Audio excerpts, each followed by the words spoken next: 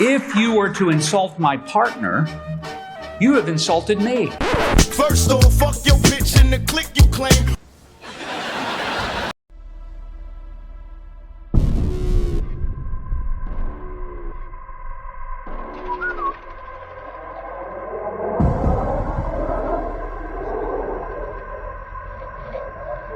Goddamn army.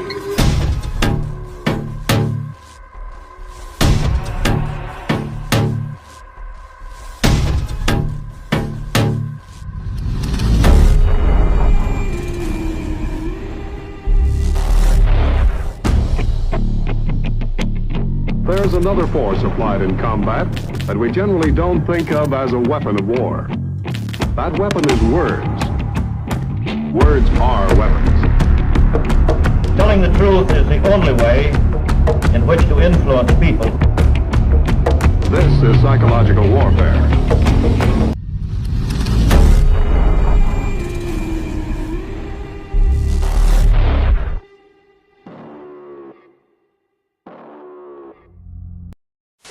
The FBI has arrested one of the key participants behind the Benghazi attack.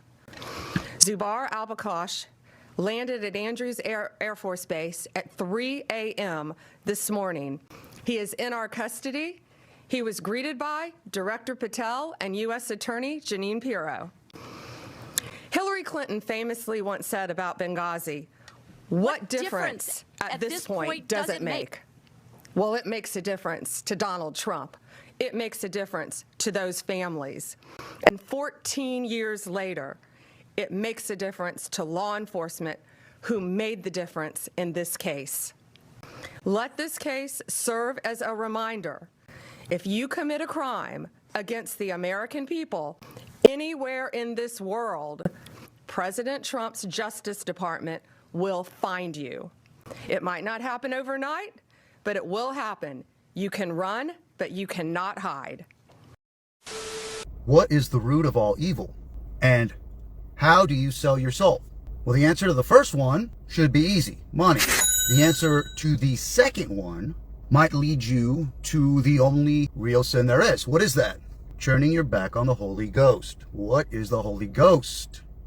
In essence, it is your conscience. That little voice, God's voice, that tells you that you're doing wrong. What is the number one way to turn your back on God or get distracted or rationalize that you're doing something for your family at the expense of humanity? Well, that's money. We play these little games all the time. Money, money, money, money, money. So Pam Bondi, there's this viral thing that she's going on about in the middle of all this questioning, and she just goes off on one of these absurd little rants. The Dow is over $50,000. I don't know why you're laughing. You're a great stock trader, as I hear, Raskin. The Dow is over 50,000 right now. The S&P at almost 7,000. And the NASDAQ smashing records. Americans' 401ks and retirement savings are booming. That's what we should be talking about. We should be talking about making Americans safe. We should be talking about, what does a Dow have to do with anything? That's what they just asked. Are you kidding? Very reminiscent of Hillary Clinton. What difference at this point does it make? They made like little songs about it, right?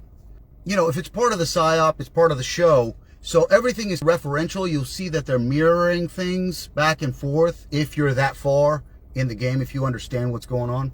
Nancy Pelosi was asked if insider trading should be banned for Congress members. This is how she responded. This is a free market and people, we are a free market economy that should be able to participate in that. All the while knowing that more than 50% of Congress members are millionaires, whereas only 8% of Americans are. As we ensure that all Americans can profit from a rising stock market, let's also ensure that members of Congress cannot corruptly profit from using insider information.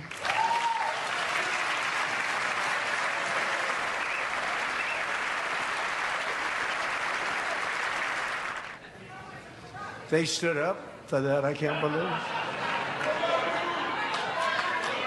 I can't believe it. Did Nancy Pelosi stand up if she's here? Okay, this morning Donald Trump posted on his Truth Truth Social, right? Nothing uncommon. Does it all the time. One post, 7 a.m. before the U.S. markets opened, and in the time that it took you to walk from your car to your desk, $1.7 trillion moved in the stock market. Oil crashed 14%. The Dow surged 1,000 points, and all of this before the opening bell. I need to show you why that's not surprising. A Financial Times columnist named it Taco. Trump always chickens out. The trade is simple. You buy stocks cheap after the Trump threat, which drives them lower, and then you sell it out at a profit after he backs down and the markets rebound. He says things sometimes and it doesn't follow through on them. And markets, when he says them, they react. And then he doesn't follow through, which is exactly what happened this time. And they flip and go the other way. And some people are now trying to game that system by saying, when Trump says something, do the opposite of that, the direction of it goes, because he will back out and it will go back up the other way. NBC News documented 10 separate instances of Trump threatening and then backtracking. Citibank's trading desk literally wrote a client note saying, and I'm quoting here, like we learned during the tariff escalation, it is typical with Trump that he'll feed positive news prior to moments of finality, end quote. An Iranian academic closely linked to the government wrote, quote, every week when markets open, Trump makes these kind of statements to drive down oil prices. Even his 5-day deadline aligns with the closure of the energy markets, end quote. The 5-day pause ends Friday. Energy futures markets close on what day? Friday. Look, maybe indirect talks have been happening. Maybe intermediates passed notes during lunch. Look, I'll give them that.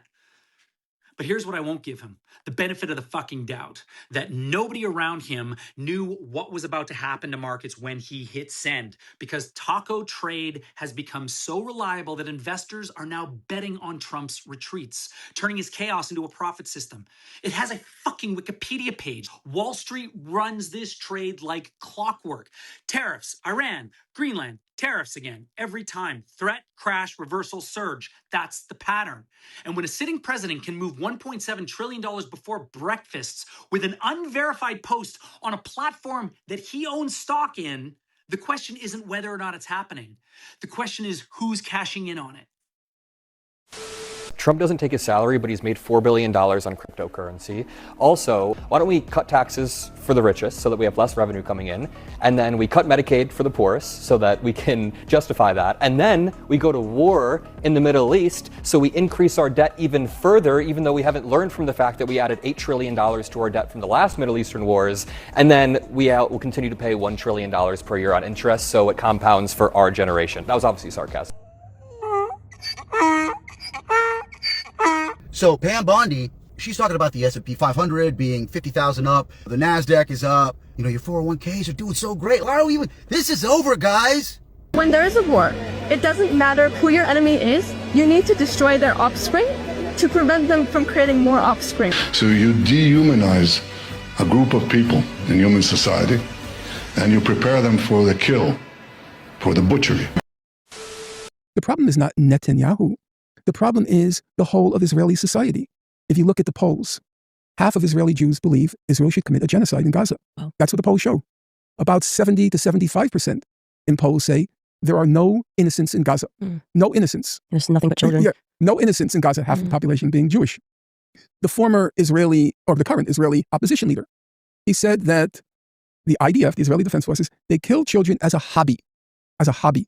Yeah, I've seen some videos of like how proud they are when they kill a child, and it's really dark. We are looking for babies, but there is no babies left. What babies? Say that again. Say it again. No, maybe I kill a girl, she was 12, but I'm looking for a baby.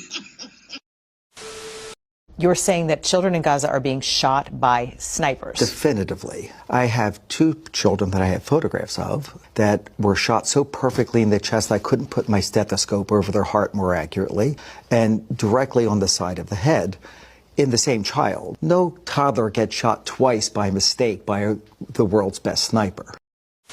One day they'd be coming in predominantly with gunshot wounds to the head or the neck, another day to the chest, another day to the abdomen.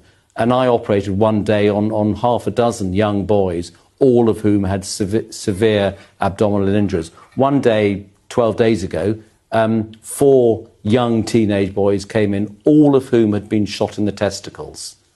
and deliberately so. And this is not coincidental. The clustering was far, far too obvious to be coincidental. And it seemed to us like this was almost like a game of target practice. We're going to shoot the head today, tomorrow it'll be the chest, the next day it'll be the testicles. A man and a small child are lying on a street in Gaza City.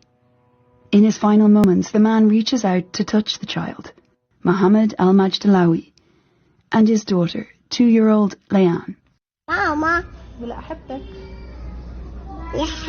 Leanne's is just one of 95 reports we've compiled of children who were allegedly shot in the head or the chest in this war in Gaza. To compile this list, we verified media reports, spoke to human rights researchers on the ground, and to 30 doctors and nurses who treated these children. More than 2/3 were under 12 years old. Maybe I killed a girl, she was 12, but I'm looking for a baby. It's over. Focus on money. Turn your back on past atrocities and look at all the money that's coming your way, man. Gaza's gonna be a beach resort. We're gonna be dancing on the bodies of dead children, playing golf. What are you guys worried about? It's already done. Trump Gaza shining bright, golden future, a brand new light. Feast and dance, the deal is done. Trump Gaza, #1. It's already over, right? I don't think any patriots, any real Christians are having any of this shit. If you look at the Epstein emails, there is an email between Epstein and a guy by the name of Roger Schank, Schank. This is a brainiac, Yale, Stanford, and other elevated elitist CIA hobnobbers, secret society, all this shit. Yale is skull and bones. We know all this stuff. Stanford, all these prestigious colleges, the creme de la creme, are over there doing sodomy rituals and blood drinking, like the most depraved bullshit imaginable. That's the irony. That's part of the joke. So there's this email that says that essentially, I'm paraphrasing, this is not verbatim. Let's just let the goy worry about these wars and whatever, all this conspiracy theater, and we bet on futures. If you don't know, if you're not a market type person, a future is a very shaky bet where more or less the more money you put on it, you can double that money if you're right, and you lose your ass if you're wrong. It's a very big bet, but not so much so when you're the one in charge of the events that are coming down the line. Later in that email, the very next sentence actually, is written the word shipment. Worry about the shipment with 3 P's. Misspellings matter. So if you go to the drops and you put a P in brackets, it'll take you to 128. That basically talks about everything's on purpose. All this stuff is intentionally a distraction, and you need to be paying attention because it's not just a distraction for you and me and the plebs and the stuff that's going on underneath, but it's a distraction to the ABCs, the 3-letter agencies. Because if you look at the other letters in the brackets, it spells out CIA is here, clowns in America, right? Regime change specialists. And at the very end, this is relevant. It talks about the Vatican and it talks about Iran, coded as Iron Eagle. It's all relevant. And for those of you that are saying, Q's a psyop and he's a good guy, he's a bad guy, he's a gray hat. We don't know if he's good or bad, but he's probably bad.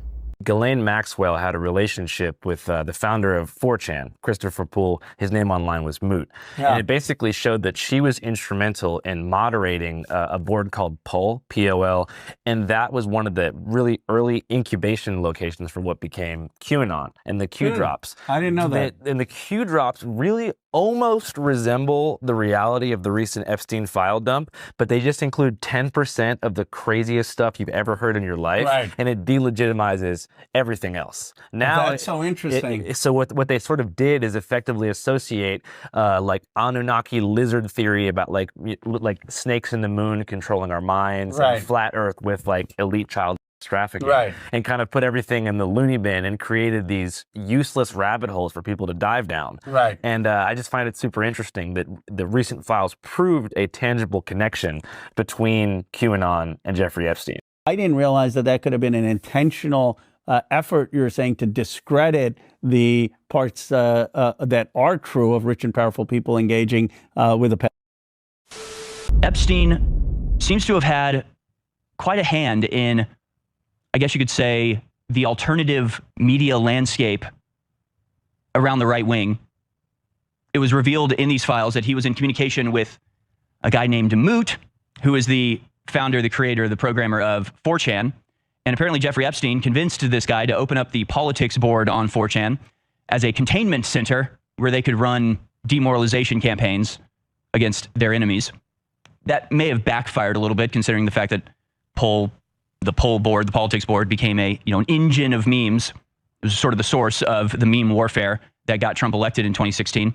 But this sort of goes hand in hand with the fact that it's suspected and all but proven that Ghislaine Maxwell was in fact a power mod on Reddit, meaning that she had massive influence over huge swaths of that website, which at the time and still now is considered the front page of the internet, right? It's just an incredibly popular social media platform. And Ghislaine Maxwell had massive influence over that. Jeffrey Epstein was dealing with 4chan around the same time QAnon was going on. It's all a little bit suspicious and interconnected. I want to go to this video, which explains sort of how I'm feeling about all of this. Clip number 6, Epstein, QAnon, 4chan. What is going on? Let's watch. What do you mean Freddy Fazbear is listed in the Epstein files? What do you mean by that? What do you mean Jeffrey Epstein was sharing 4chan links to spicy images of Five Nights at Freddy characters in his emails? What do you mean by that? What do you mean the same emails show that Jeffrey Epstein had a meeting with the owner of 4chan? What do you mean by that? What do you mean the QAnon conspiracy and the Pizzagate conspiracy came from 4chan? What do you mean by that? What do you mean that Jeffrey Epstein also met with Steve Bannon, who helped push the QAnon and the Pizzagate conspiracy theories to make discussing the Jeffrey Epstein scandal so toxic that no one would want to even touch it, but could also use it and spin it around in a judo-style attack on everybody else? What do you mean by that? What do you mean that Jeffrey Epstein was banned from Xbox Live because he refused to help Bill Gates cover up the very STI that Jeffrey Epstein helped Bill Gates contract? What do you mean by that? I don't know, if you do a side-by-side with Watkins, he sure looks like he's related, if not Michael Aquino. Sure looks very similar. Haven't had a chance to make that video. Probably never will. I'm just saying it here. Yeah, I mean, you have a lot of power now. I mean, almost every tweet that you're publishing now gets 10,000 or more retweets. So. Yeah, you know that Sullivan guy, Jason Sullivan? Yeah. He finally gave me access to that tool that he was showing last year. If Q is trying to utilize or optimize abilities on Twitter, we can make them better. I thought Twitter had like caught it and... No, he got banned from Twitter, so he had to rebuild it, and his rebuild is only being used by me now. And it's a super tool. Like, this tool is amazing. My account is the second most powerful Twitter account next to Trump. You have the second most powerful Twitter account next to Trump right now? When I'm tweeting, yes. When you're tweeting. Paul Vallely, that wrote the PSYOPs paper with Michael Aquino, he basically said that Q is a PSYOP done by Fourth Pog.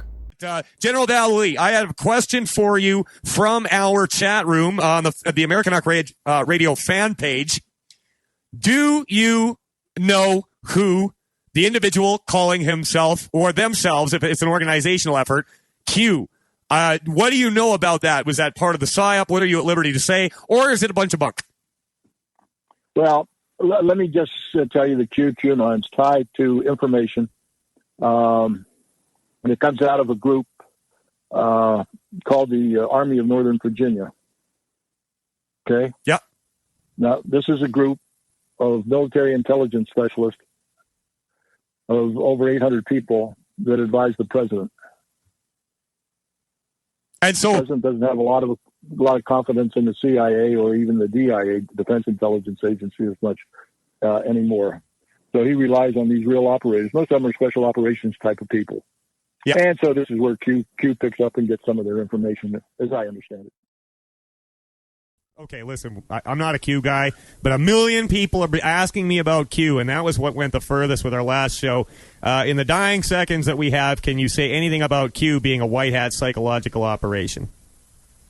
Yeah, it is a white hat. It is a white information system that gathers information intelligence and puts it out through a distribution that's called QAnon.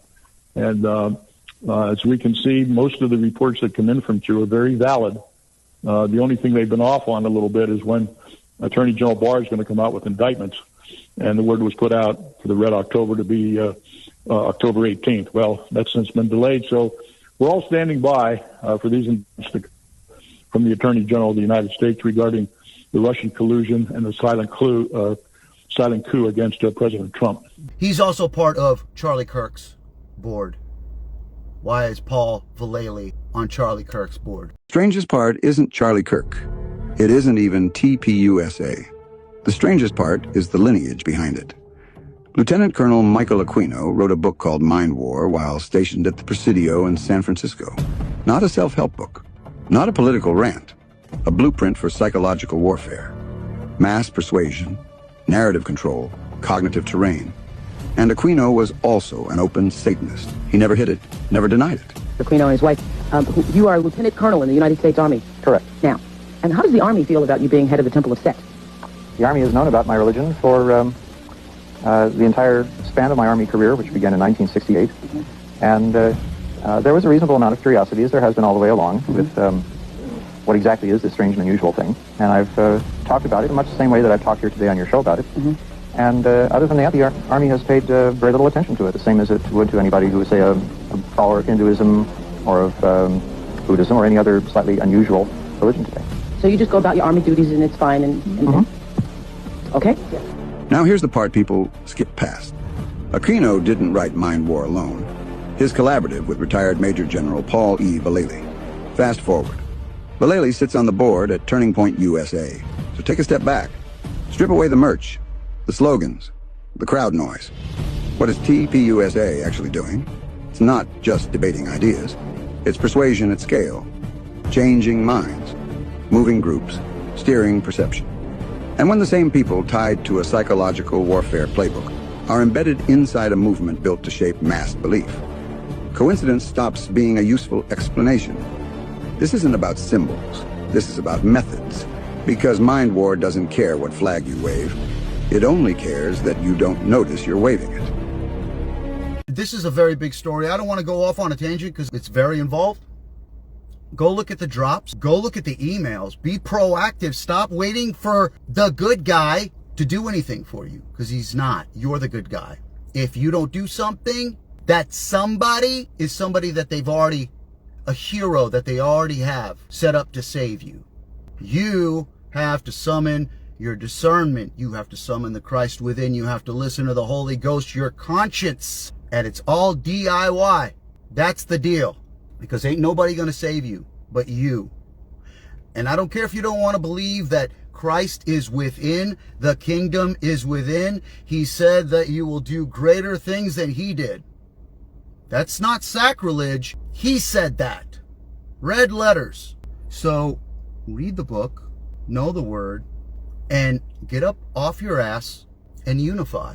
Because if we can get a collective consciousness together, that's what they're afraid of. That's what all this G6 shit is all about. They're stealing bandwidth from God. Oh, he's crazy. Vlad's so crazy. How does anything work? Consciousness generated the body, not the other way around. It's from inside out that we are made, starting with the heart, like the seed. The entire world is God, and we are thoughts in his head. So if you don't want to own that power and you want to relegate to somebody else because you decided to put your faith in man instead of him that's connected and in here, talking to you all the time, you just don't listen because you're chasing money or you're chasing being right, we've already lost. Right now, we're at the crossroads. So you decide what you want to do. Thanks for listening. God bless.